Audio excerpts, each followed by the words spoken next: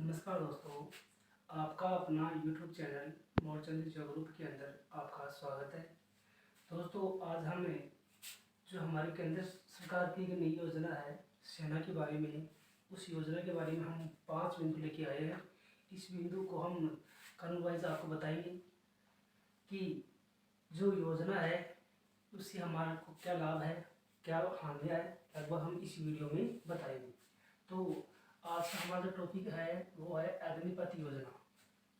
दोस्तों, सभी को मालूम है अग्निपथ योजना केंद्र सरकार की एक स्कीम है जो 14 जून 2022 को घोषणा हुई थी।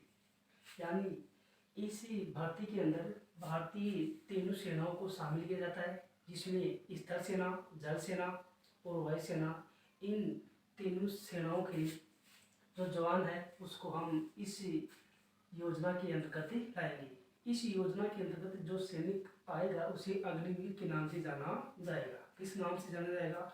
अग्निवीर के नाम से जाना जाएगा। बात करें तो अग्निपथ योजना को TOD कहा जाता है, यानी टीम से टूर ऑफ ड्यूटी, यानी TOD के नाम से भी जाना जाता है। किसको? अग्निपथ योजना। इसकी आधिकारिक जो घोषणा थी वो 14 जून 2022 को की गई थी प्रधानमंत्री नरेंद्र मोदी के द्वारा। अब हम बात करें तो अग्निपथ योजना क्या है। जो पहला टॉपिक है इसी अग्निपथ योजना क्या है, यानी अग्निपथ योजना केंद्र सरकार की एक स्कीम है जिसके अंतर्गत तीनों सेनाओं को सम्मिलित किया जाता है। इसमें भारतीय थल सेना, वायुसेना और जल सेना को इसमें शामिल किया जाता है।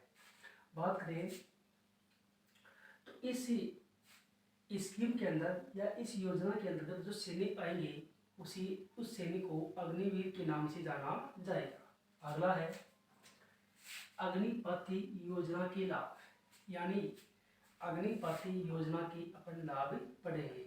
मान लीजिए ये स्कीम लागू हो जाएगी, उसके बाद इनसे क्या क्या लाभ होंगे। तो दोस्तों, अग्निपथ लागू होने के बाद में इसमें जो इस योजना में जो लाभ है वो बहुत ज़्यादा होगा।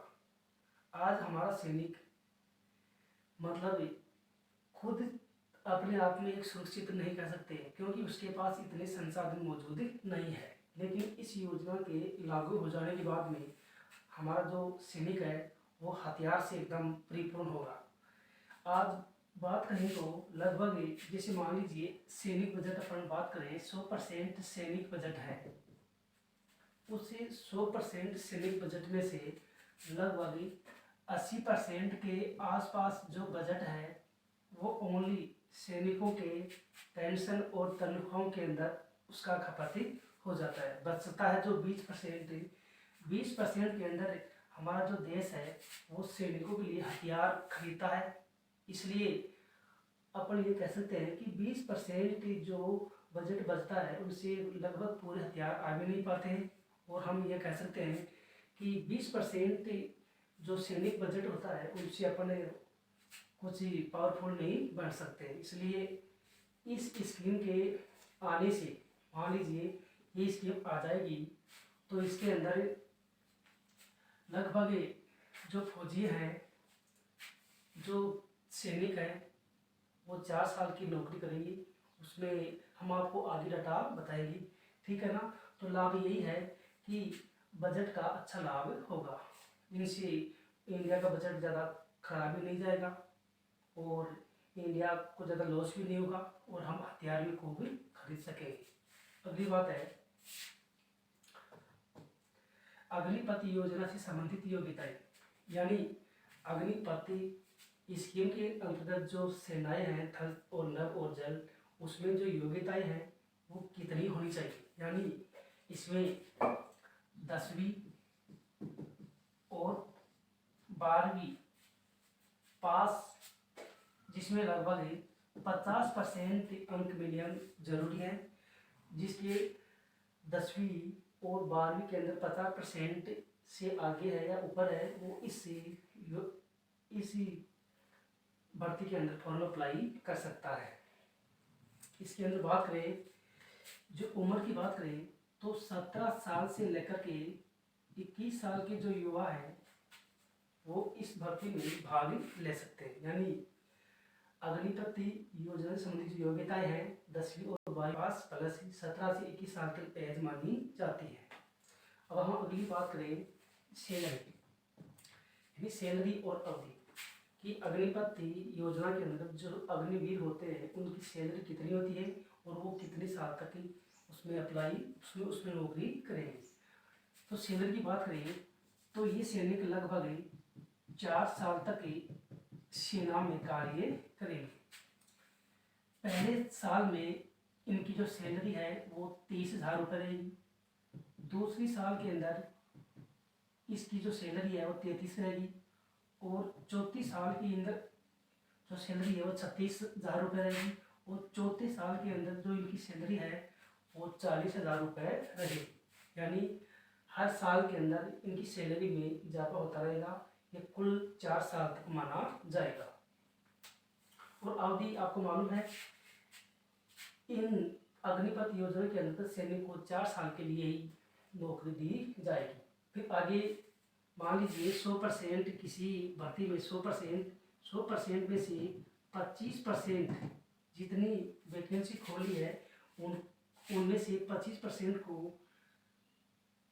रख लेते हैं और बाकी 75% जो सैनिक होते हैं उसको रिटायरमेंट कर दिया जाता है। 25% उन सैनिकों को रखेंगे जो कार्य में अव्वल माने जाएंगे। जो 4 साल की ड्यूटी के अंदर अच्छा कार्य किया है उन सैनिकों को, उन 25% सैनिकों को 15 साल नौकरी और बढ़ा दी जाएगी। जो बाकी बच गए सैनिक उनको रिटायरमेंट कर दिया जाएगा। रिटायरमेंट करने से पहले उनको एक ऐसा मतलब प्रमाण पत्र दिया जाएगा। उस प्रमाण पत्र की वैधता होगी। उस प्रमाण पत्र को अपन वो कहीं पे लगा करके आराम से आसानी से मतलब जैसे अन्य जो प्राइवेट सेक्टर के अंदर नौकरियां हैं उसमें वो आसानी से अप्लाई कर सकते हैं। अब हम बात करें योजना के विरोध के कारण, यानी अग्निपथ योजना टीओडी, इसमें जो विरोध हैं वो किस कारण से हो रहे हैं। तो दोस्तों इसमें विरोध हम देखें तो 2-3 कारण से मान सकते हैं। ज़्यादा तो हम ये मान सकते हैं कि इस कोरोना काल के अंदर 2-3 साल जो हमारे युवा लोग थे वो ऐसे ही भटक रहे थे, इसलिए 2-3 साल उनकी वो खराब हो गई। इसके अलावा पिछली बार के अंदर जिन बच्चों ने मेडिकल की तैयारी की थी, मेडिकल पास कर लिया था, ओनली उसकी एक लिखित एग्ज़ाम रही थी, तो वो एग्ज़ाम न होने से वो बच्चे ज़्यादा निराश हो गए। इसीलिए उन बच्चों में थोड़ा विरोध का माहौल देखा जा सकता है। और वैसे मतलब ये जो स्कीम है अग्निपथ योजना टीओडी भारत के जनहित में हितकारी मानी जाएगी। इसके लिए विरोध बिल्कुल भी नहीं करना चाहिए। थैंक यू, आज के लिए इतना ही। ओके।